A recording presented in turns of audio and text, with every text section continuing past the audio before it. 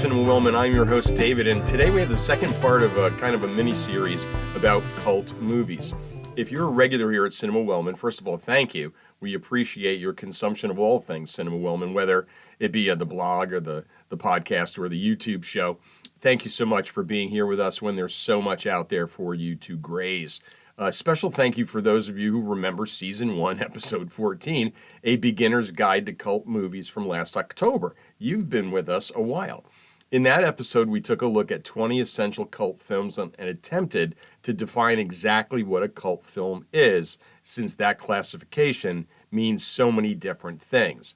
We here at Cinema Wellman chose to agree with the author Jennifer Ice, who wrote 500 Essential Cult Movies, which is one of my Bibles when it comes to cult movies. That and Danny Peary's 3 different books, cult movie books, that will be very, very quoted during this episode.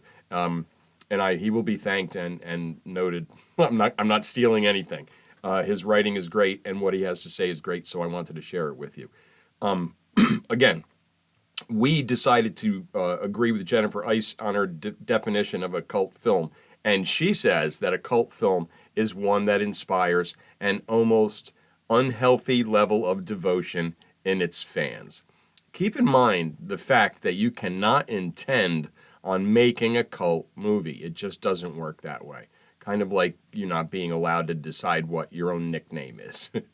If you haven't seen that initial cult movie episode, I think you should, since today's episode is really only half of the list, as it were. If you were to watch all 35 movies featured in these 2 episodes, you'll be more than able to hold your own in a barroom discussion on the subject. And cheers. The following films are presented in alphabetical order, since I didn't want to offend any members of any cults by attempting to rank them. So here we go. Let's unleash the madness. We're going to begin in 1981 with An American Werewolf in London. Director John Landis began working on this project when he was 19 years old, but it wasn't until he had directed 3 hit movies, Kentucky Fried Movie in 1977, National Lampoon's Animal House in 1978, and The Blues Brothers in 1980, before he had enough cred and could secure the $10 million that he needed to finance this film. That's right, $10 million used to be a lot of money in Hollywood. Most producers thought what Landis wanted to do was too scary to be a comedy and too funny to be a horror movie. And I think they're kind of right on both counts, and yet this film is great no matter what genre you want to attach to it. The music itself is wild. 3 different versions of Blue Moon, Van Morrison's Moon Dance, and Creedence doing Bad Moon Rising help to make this very watchable and listenable. David Naughton, the werewolf, and Griffin Dunne, the best friend / early victim, are tremendous in this. Naughton's David Kessler carries on the Hollywood tradition of a good person who, through no fault of his own, becomes a werewolf. He's a very likable and sympathetic character. This movie deals with the, quote, hopeless, lonely struggle of the good, decent protagonist once he realizes he has become a werewolf, must murder innocent people, and is a threat to the ones he loves, end quote. That's Danny Peary from Cult Movies 3. The transformation is horrific and painful to watch. Special effects makeup goat Rick Baker won the first Oscar ever given in the special effects makeup category. It's still amazing 42 years later, especially since it's all makeup and practical effects and no CGI. Dunn is along for comic relief and does a tremendous job with the task, even when he appears, and maybe especially when he appears as a rotting corpse. David, this movie is a lot of fun and perfectly walks that line between horror and comedy. Next, a film that does not do that, from 1982, Basket Case. The fact that Basket Case and E.T. came out the same year gives me great joy. This film, about a young man and his formerly co-joined, extremely deformed twin brother, who he carries around in a big wicker basket, is not for the faint of heart. What's in the basket, kid? Easter eggs? A reviewer for the Detroit Free Press wrote, quote, "It's like E.T. as written and directed by a psychopath," end quote. Famous film critic Rex Reed declared it, quote, "the sickest movie I have ever seen," end quote. That's high praise. When it was first made, the distributors wanted to make it the next Eraserhead. But one of the problems was that Eraserhead was an art film, while Basket Case is a monster movie. And the monster is quite monstrous. The basket-dwelling Belial is uncomfortable to watch, but he's a very sympathetic character. One reviewer noted, quote, Belial has a personality. Besides his annoying tendency to murder, he's jealous, sulky, possessive, witty, and even can be grotesquely cute, end quote. The viewer feels bad for what's happened to him and his brother, and we actually root for them as they seek revenge on the doctors who separated them against their will. It's gory, but sometimes the gore is so excessive that it's funny. My only problem is how the filmmakers turned Belial evil towards the end. There's an extremely distasteful scene in this film that I won't go into, but it's kind of when you stop supporting Belial and his brother. Well, at least Belial. Basket Case is extremely more accessible than Eraserhead, but then again, a lot of movies are more accessible than Eraserhead. Next on the list from 1971, The Beguiled. If you know Clint Eastwood and like his movies, you may have missed this one since it's so non-Eastwood. The Beguiled is a story that takes place during the Civil War. Eastwood plays a wounded Union soldier who's taken in by a group of women at a Confederate boarding school for girls. While recuperating there, he charms his way into many of the girls' hearts, older students and teachers alike, causing them to turn on each other and eventually on him.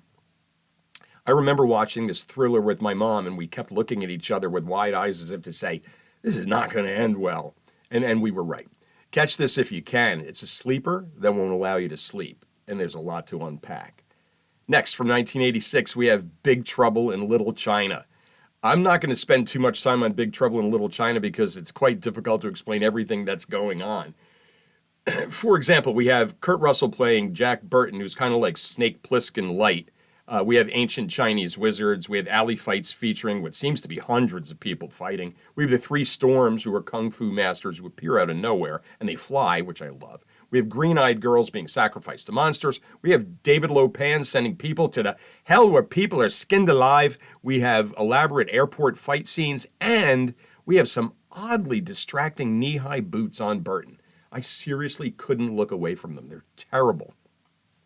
So this comedy fantasy adventure pretty much has everything you'd want in a cult movie. And who doesn't love John Carpenter and Kurt Russell? Next on the list from 1962 is Carnival of Souls.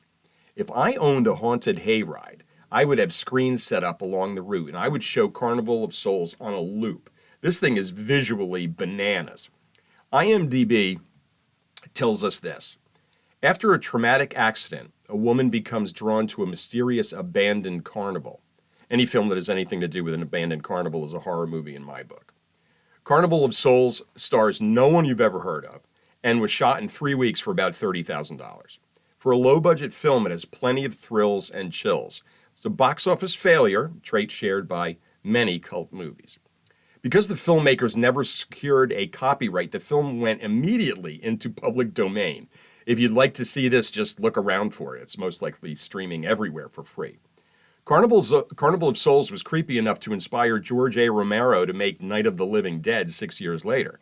That should be all you need to hear to put this one on your list. You do have a list, don't you? You get a list. Next, from 1993, we have Dazed and Confused. All right. Cinema Wellman's love for director Richard Linklater and his films, especially this one, is no secret. There is something about his style, the way he creates characters, and how he tells a story that has always appealed to me. Dazed and Confused is about the adventures of high school and junior high school students in Austin, Texas on the last day of school in May 1976. I think the reason I love this movie so much is the fact that I was in 8th grade in May of 1976. There's an awful lot of this movie that feels like going home to me. There's no way I was ever cool enough to hang out with the coolest kids depicted in Dazed and Confused, but so much of what Linklater puts on the screen in this film was personally familiar to me. Just about every character depicted in it reminded me of someone I went to high school with. I guess things tended to be the same all over in May of 1976. I love this movie so much that when I visited Austin with my cousin John a few years ago, I insisted that we find a moon tower because, party at the moon tower. I was not disappointed. Those things have a wild story behind them, and that should be a documentary in itself. I rewatched the trailer while writing this to get the next part right because of its importance. I've quoted it many times, and I usually end up paraphrasing it, but I wanted to get this right from the source. Behind every good man, there's a woman, and that woman was Martha Washington, man. And every day, George would come home. She'd have a big, fat bowl waiting for him, man, and he'd come in the door, man. She was a hip, hip, hip lady, man. Amazing. Next, from 1975, Death Race 2000. Some cult movies are deep and disturbing and grim. Other cult movies push the limits of taste when it comes to sex and violence. And then there are cult movies that are just downright silly and outrageous. Death Race 2000 definitely belongs in that last group. This is so overly campy that parts of it are hysterical. Here's how IMDb described it. In a dystopian future, a cross-country automobile race requires contestants to run down innocent pedestrians to gain points that are tallied based on each kill's brutality. Yeah, that's it. That's what it is. Paul Bartel directs and stars along with Mary Woronov, and it was produced by Roger Corman. That is a cult trio if I've ever seen one. The top billed stars are David Kung Fu Carradine as Frankenstein and Sylvester Stallone as Machine Gun Joe Viterbo. Stallone's more convincing in this than in parts of Rocky. It's got a high body count of 33 for a comedy, and it's impossible to enjoy it if you take even 1 second of it seriously. Next, from 2001, Donnie Darko. There are cult movies out there that people totally love but don't quite understand. You may be able to top such a list with Donnie Darko. I've seen this movie over a dozen times and I absolutely love it. It gave Dakota the idea for my first tattoo. Donnie Darko will always be special to me. But I'm not going to sit here and lie to you by telling you that I understand it. Does IMDb understand it? Synopsis, please. After narrowly escaping a bizarre accident, a troubled teenager is plagued by visions of a man in a large rabbit suit who manipulates him to commit a series of crimes. Oh, and there's time travel. Not to mention a tremendous cast. Jake and Maggie Gyllenhaal, Jenna Malone, Mary McDonnell, Patrick Swayze, Drew Barrymore, Seth Rogen, Catherine Ross, and a tremendous soundtrack featuring the music of Echo and the Bunnymen, Tears for Fears, Duran Duran, The Church, and Joy Division, among others. Great cast, great soundtrack, compelling story, and I still dare anyone to totally explain it to me. You do not have to understand a movie to love it. You heard it here. Next, from 1971, we have Harold and Maude. A pre-release review by Variety said the following about Harold and Maude, and I quote, "Harold and Maude has all the fun and gaiety of a burning orphanage." End quote. Sounds like a cult movie to me. This film was a failure at the box office upon its release, but thrived in the cult world when it was embraced by college-age moviegoers in both the United States and Canada. It failed in many places, but was a hit in many college towns. In his book Cult Movies, Danny Peary writes, quote, "While Harold and Maude is at best only intermittently funny, there are some brilliant comic moments, which is to be expected when you're dealing with a 20-year-old suicidal Harold, played by Bud Cort, and his relationship with octogenarian Maude, the wonderful Ruth Gordon. Everyone in Harold's life, his mother, uncle, priest, psychiatrist, is horrified about his relationship with Maude and tries instead to fill his mind with ideas of conformity." More from Peary. For Harold, Maude is a liberating force, the only thing in the world that keeps him from conforming. Maude tells Harold simple things, not to back down from life, to be an individual, to experiment, to take chances, to sing and dance, to play music. It's her optimistic nature and her enjoyment of life, to live life to the fullest, that give her words meaning. I always felt that this is me now. I always felt the ending was unsatisfying, but it doesn't hurt the overall impact of the film. Harold and Maude is a film about death and resurrection, where death and life continually overlap. With Maude's help, love, and guidance, Harold transforms into a young man wanting very much to live as his friend taught him. Next, from 1947, we have Nightmare Alley. Romantic idol Tyrone Power plays a geek. Before that, he's an opportunistic, woman-using, blasphemous cad. He seduces every woman who can help him get ahead in the world and tosses them aside once he can no longer exploit them. This movie is ultra sleazy, no matter if the action is taking place in a place where the rich hang out or if it's in the carnival sideshows and the flea-bitten hotel rooms they stay in. This is pure sleaze. Time magazine's James Agee wrote, "They didn't forget that the original novel they were adapting is essentially intelligent trash, and they have never forgotten that on screen, pretty exciting things can be made of trash." Amen to that. Power's performance is outstanding as he morphs from gum-chewing, soda-drinking, t-shirted hotshot to cigarette-smoking, boozing, sharply dressed conniver to mad-eyed, drunken geek. It's an amazing transformation you watch as if you're witnessing a car accident. The noir photography is stunning, turning what is essentially a strong drama into a frightening horror film. All the sets, including the carnival and the cathedral-like garden area, are eerie and claustrophobic. Much of the film feels like it's creeping up on you from behind and enveloping you. Nightmare Alley is a great example of film noir and should be seen by all film fans. Check out Guillermo del Toro's 2023 remake while you're at it. Great interpretation. Not 2023, last year. Planet of the Apes from 1968 is next. The ending of this movie was one of the most mind-blowing I have ever seen. I feel bad for anyone who saw it later on and already knew what Charlton Heston's astronaut Taylor was about to encounter on that beach. It truly is one of the best endings in film ever, and the movie itself isn't bad either. The makeup on the apes is terrifying. I remember being really scared of the whole concept of this when I was a kid. I loved all the original movies in this series. I have mixed feelings about the newer versions. One of my favorite things about this movie is the quality of actors and actresses that they covered in ape makeup. Those weren't nobodies under those layers of latex. There was a lot of talent under there. Parts of this are quite campy. Heston overacts as usual. But here's another movie that checks all of those cult boxes. I'm a big Dr. Zayas fan, by the way. Next, from 1984, is Repo Man.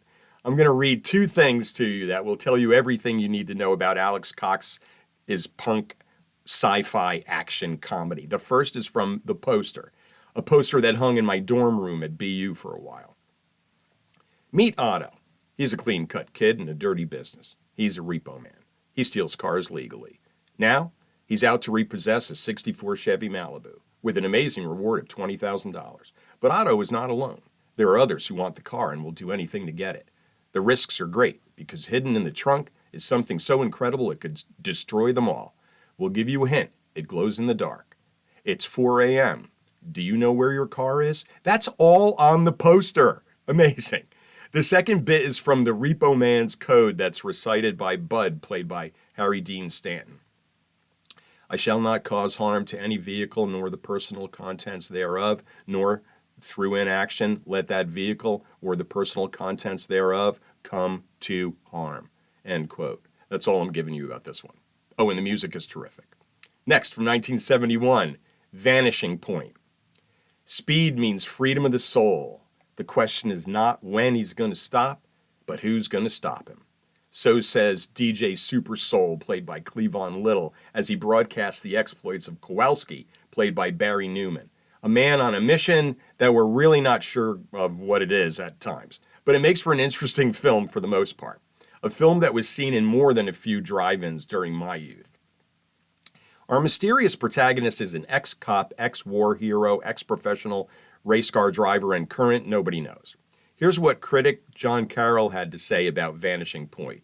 Quote, "The youth cult ate this up. Never mind that the picture makes little sense, because these were the years when stoned and tripping moviegoers were so thankful for any cinematic puzzle/head trip that they were willing to give the filmmakers the benefit of the doubt and believe he really had something to say.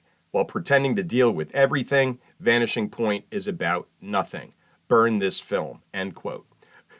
Wow, everyone's a critic. Yet I have to agree with a lot of what Carroll was saying.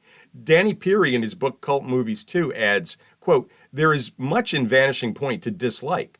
The dialogue is stupid and trite. All the women are portrayed as love objects willing to hop in the sack with any lonely stranger. The ending makes little sense. There is much in Vanishing Point that is confusing." End quote. Correct. And yet this is a cult film. Cult films are anything but perfect, and a ton of them have distasteful themes and events. Peary then says something positive. He says, but the scenery we glimpse is indeed breathtaking, and the camera work from fast-moving vehicles and helicopters is stunning. This film was definitely one of many films at the time that tried to cash in on the success of Bullitt from 1968 by cranking out movies with elongated car chases. Nothing ever came close to Bullitt, by the way. Next, from 1971, Willy Wonka and the Chocolate Factory. So shines a good deed in a weary world. I'm sure you've all seen Willy Wonka and the Chocolate Factory, and I'd venture a guess that you have fond feelings about it. Your memories of a magical candy land with chocolate rivers and edible everything. But do you remember how sick and twisted and disturbing this movie is? Some of it is high-octane nightmare fuel.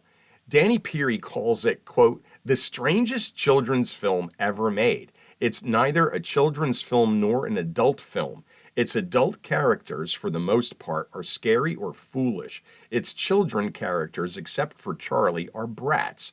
Even the most benign transgression is punished with inordinate violence, end quote. Yeah, it's really messed up. Willy Wonka is terrifying. His total 180 at the end scared the hell out of me as a kid. Does this guy have serious mental issues that need professional attention? How is someone like that even allowed to be around children in the first place? And what about that acid trip of a boat ride on the SS Wonkatania? The imagery in that looks like stuff out of American Horror Story. There's a worm slithering across someone's lips. There's a chicken being beheaded. The Oompa Loompas also scared the hell out of me, just like the flying monkeys in The Wizard of Oz.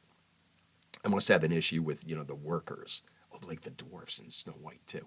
All that being said, this is a tremendous film. It happens to be our musical director Andy's favorite movie, and I respect his opinion on all things. Gene Wilder is tremendous, and there is no other actor in the history of acting that could have pulled off this performance. Danny Peary again. Quote, Willy Wonka is everything that family movies claim to be but aren't. Witty, frightening, exciting, and best of all, truly imaginative, end quote. Spot on, Mr. Peary.